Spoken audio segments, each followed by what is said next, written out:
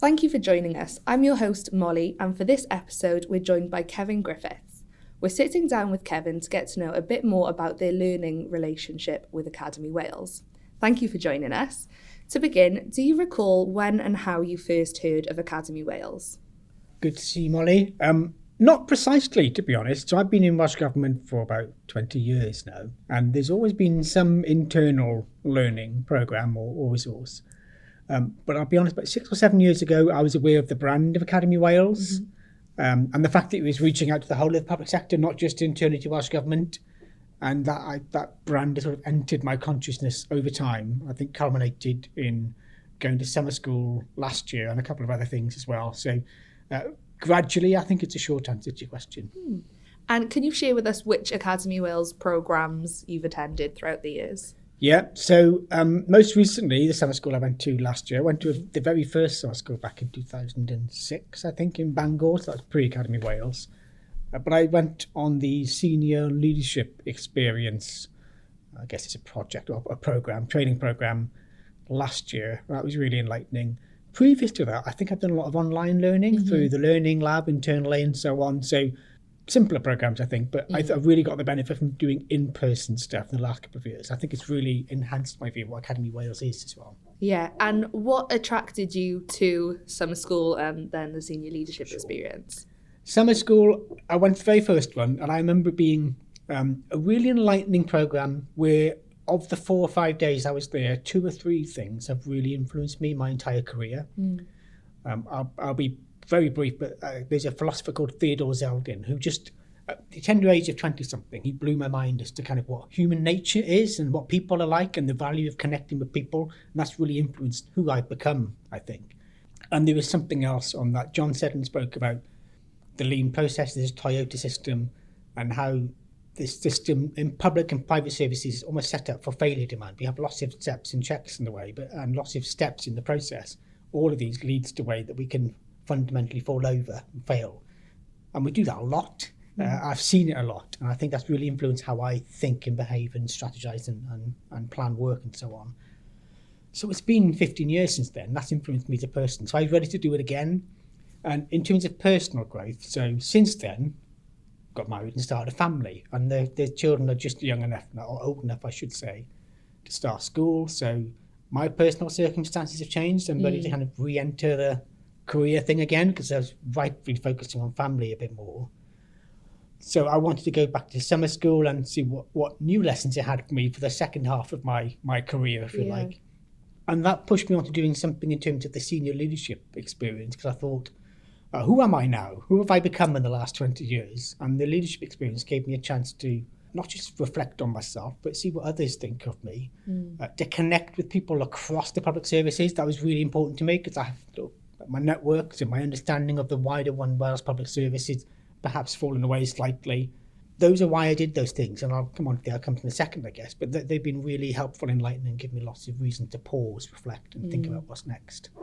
And what is your standout in terms of leadership knowledge, skills, or learning insight that you gained from participating in summer school and also the senior leadership experience? So this summer school, I think I took 2 things away. Andy Cope, who is a very entertaining but very positive speaker. And I think by nature I'm positive anyway. But it's really inspirational to hear about how to generate that positivity, how to energise, and the effect it has on other people as well. And therefore the effect it has at work and the effect it has on your working environment and the effect it has on 1/3 of your life between, roughly 20 and 60. So that gave me fuel to the fire and gave me sort of confidence and motivation to carry on and to do more things to grow. And I think that's really enlightening.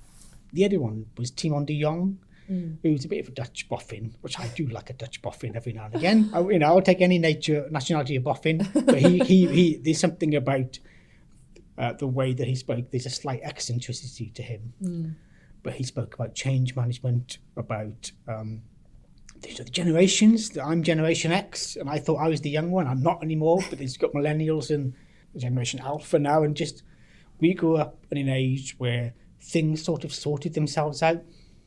With the Gulf crisis, we had financial crises, we had recessions, the Cold War. It just sort of ended and we cracked on. So there's a tendency, I think, for our generation to kind of go, well, just hunker down, ride this out and be fine. But, my poor kids and people who are 20 now have grown up in a decade of recession. They've grown up. There's a Ukraine crisis, there's a mental health crisis, there's a climate and nature crisis, still a financial crisis, which we keep making worse somehow. It's different mentality, different experiences. And I think just the wisdom to recognise that even in one country, the generations have the reasons for different experiences, and to take that into account. I think it's influenced how I approach a problem. It's not just about my mindset or even other public services. It's how might other people in different circumstances which experience that problem, which I think has given me greater insight to things like diversity and equality. It's walking a mile in somebody else's shoes. So those are two people of the whole week that I will keep those for the second half of my career, I suspect. And I'll pause, but do you want to move on to the leadership experience now? Yeah, please. So in terms of the leadership experience, what that did was, I think, kind of reaffirm some of the things I thought about myself, but also confirm that other people think very similar things about me. And I think it gave me the confidence to realise that I don't have to try and fill in all my flaws. Mm-hmm. I am who I am. I'm not driven for the sake of being driven. I am balanced. I like to balance my home and my work life. I care about work, but I also care about home. I also kind of care about relaxing and winding down and growing myself as a person, and not just doing stuff because I've got more hours to fit in. I'm more of a mutual, cooperative, do things with other people. I value other people equally rather than value them as workers or as subordinates or as other parts of the system I need to get to fall in line. And that's true. I like to build those alliances. I like to do things together and value the other experiences, particularly having come out of summer school. And rather than say, I need to be more directorial, I need to step in and tell people what to do more often, I think, no, that's who I am. I'm not a people person. That sounds really cheesy, but I work with people to get the best versions of themselves out, to help me be the best version of myself, and to mutually do something, because we kind of all want the same thing. We might have different views on how to get there.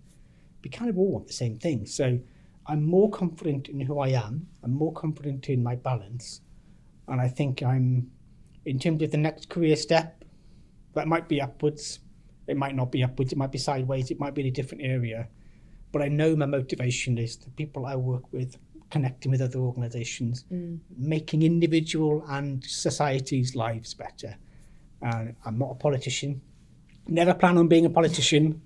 But as an officer, as an official, I've got a lot to give. Yeah. And it's really quite reassuring to know what drives me, what makes me who I am, how other people see me, and who I want to be. So summer school is probably one of our most collaborative events. But in terms of summer school and the senior leadership experience, how was the networking and collaborating with other participants? Great and exhausting. So summer school, the first 2 days were loads and loads of networking, saying who you are, what you do, that sort of thing. Yeah. And my main reflection from that is on Tuesday night, everyone was cream crackered. Everyone was exhausted. I'm saying. But by day 4 and day 5, it was great because you knew people, you were nodding to with some people, that sort of thing. Same with the senior leadership experience to a point, but it's much more intimate. Yeah. There were fewer physical interactions. You kind of saw people at the beginning and at the end when you reflected on what you'd learned. If I'm honest, I think in both cases what's missing is post-event. And that's on me to a point. But this feels like there's a missing something about maintaining those connections with people.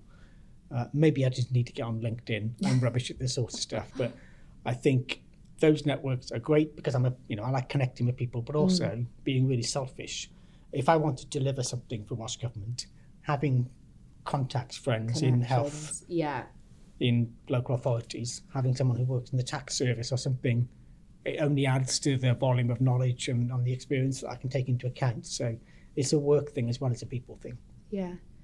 And lastly, have you recommended Academi Wales leadership programmes to other leaders within your organisation or sector? And if so, what is it about Academi Wales that you recommend?